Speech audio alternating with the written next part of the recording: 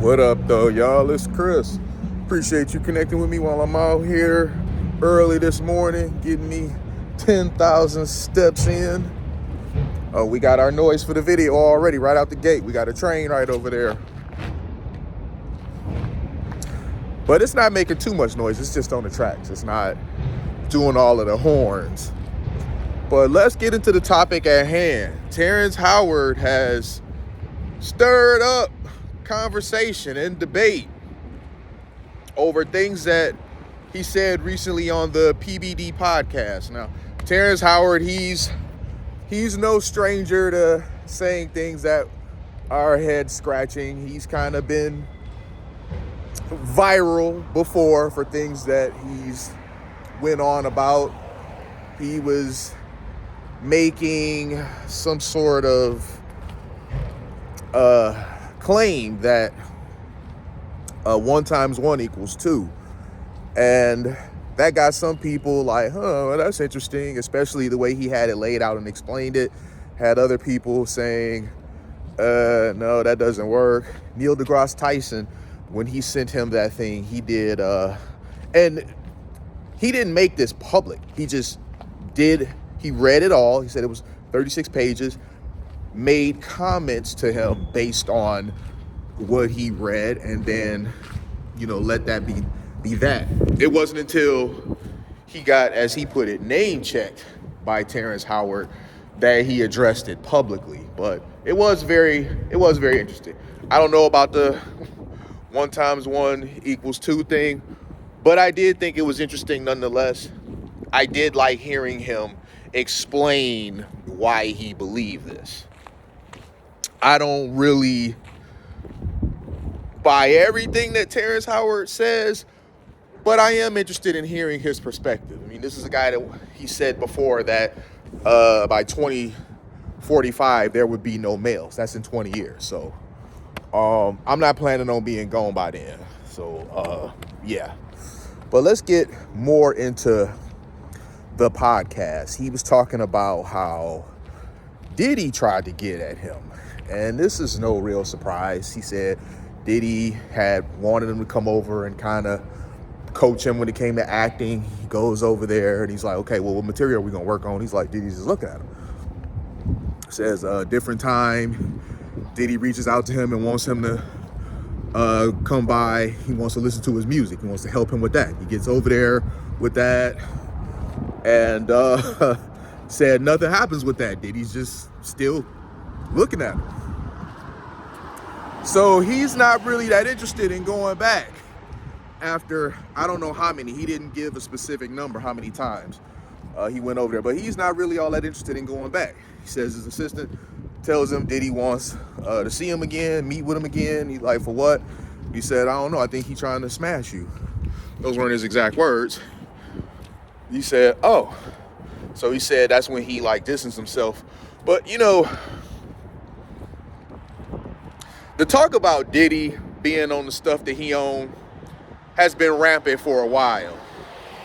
So I find it hard to believe that he didn't suspect anything.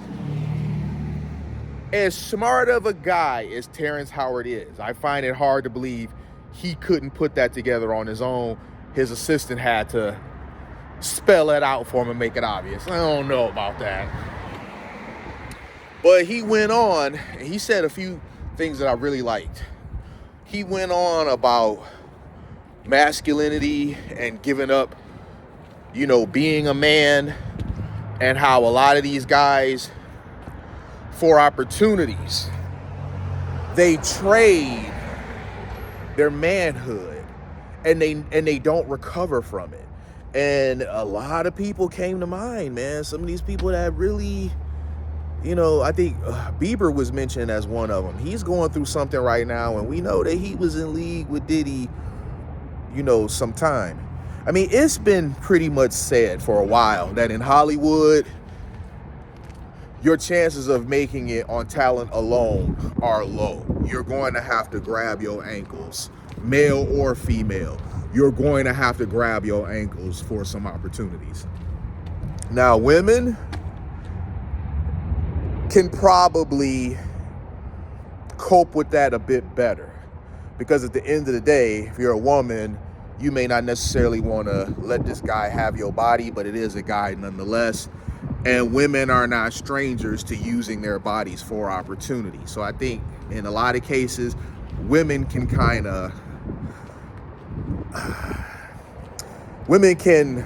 compartmentalize this, kind of make peace with it a bit more. Oh, I'm over here by the Ford Piquet plant. I always forget this is over here. You can see it says there. It's a National Historic Site. It's just one of the things about living in the city, man. There's a lot of this stuff. You know, Detroit's a motor city. We have a lot of rich history when it comes to the automobile industry. And some of these buildings are just out and about. There's people in there. I don't know what they're doing. But yeah, you could just be out and about and you come across something historic, a building that's being kept up in pretty good shape, as you can see behind me. Let me go out here to the front of this, so you guys can see the building. As I was saying, ooh, let me get off to the side. This wind ain't no joke. Where'd this come from? You know, I'm gonna go back on the side of the building where I was safe and keep talking to y'all. As I was saying, women are not strangers to, you know, trading their body for favors or for opportunities. So I think women can kind of cope with this a bit better. Not men, though. Once you have been violated, whatever opportunity you got to live with the fact that you're there because you let some man do something to you that was never supposed to be done to you. And it don't matter how much money that you get behind it. I would rather have $5 million, and this is just me personally. There's going to be some people that disagree. But I personally would rather have $5 million that I put blood, sweat, and tears into building for myself and be able to look myself in the mirror and feel no shame than $50 million that I got from opportunities where I let somebody strip me of my manhood. He said, you hold on to being a man no matter what. That's not something that you let go. You come into this world as a man one time. And when you let that go, there is no getting that back. Man, that was really speaking to me. Y'all know how I am when it comes to men being men and masculinity and being leaders. You guys know I really don't mess with the rainbow stuff and all that. And it's not that I have some hatred towards them. I don't. Just because I don't agree with the lifestyle doesn't mean that I have some personal vendetta against these folks. I have no personal vendetta against them. I just don't mess with it, man. You know, I don't see any benefit whatsoever to men behaving feminine. I don't see any benefit to men getting behind women and women being leaders. I mean, there's just no point in history where any of this has ever been beneficial to us overall. I mean, if there's one thing, because, you know, Terrance Howard said by 2045, I don't know if he still stands on this, but he did say this before, that by 2045, there'd be no males. I mean, he may not have meant that literally. He may have meant if things keep going the way that they are, with men trying to act like women, yeah, you know, I could see it from that angle if that's what he meant. He says a lot of stuff that I think is very insightful, and people throw the he's crazy thing out there. I don't think that man's crazy at all. I don't buy into that. In fact, when people say somebody is crazy, it makes me interested in listening to what they have to say even more. Because people were saying Kanye was crazy. Kanye's not crazy. He's very eccentric. I think Kanye's very misunderstood. The last thing that man is crazy. Kyrie, not too long ago, people were saying he was crazy because he said the earth was flat. You know, I don't really agree with that, obviously. But that was his opinion. He stood by it. Is he crazy because he said one thing that I don't agree with? Absolutely not. So I don't really buy into that they crazy stuff. I don't really like it when people try to discredit someone's views and opinions with their crazy. If you don't rock with it, you don't rock with it, and that's okay. But man, it was very insightful. Listening to him talk, man, you could tell this is a guy that's very passionate about the stuff that he's saying. He believes in what he believes. He's not pretending. You know, he's also, like Kanye, a very eccentric guy. And but I think he has a lot of wisdom. I think that outside of the stuff when it comes to equations and whatever, I think that he does provide a lot of wisdom. I think he's seen a lot of stuff in Hollywood, stuff that he chose not to participate in, to where some up and coming person, they would do well to, you know, be under his wing, take mentorship from him. Cause man, they trying real hard to get men to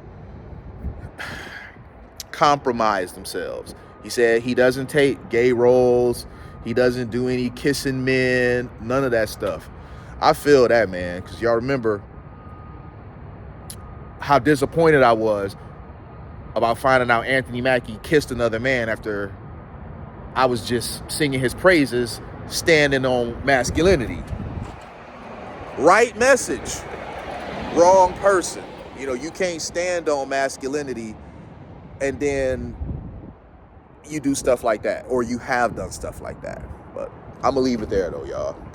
Let me go ahead and get out of here. Keep on walking. I'll holler at y'all soon. Peace.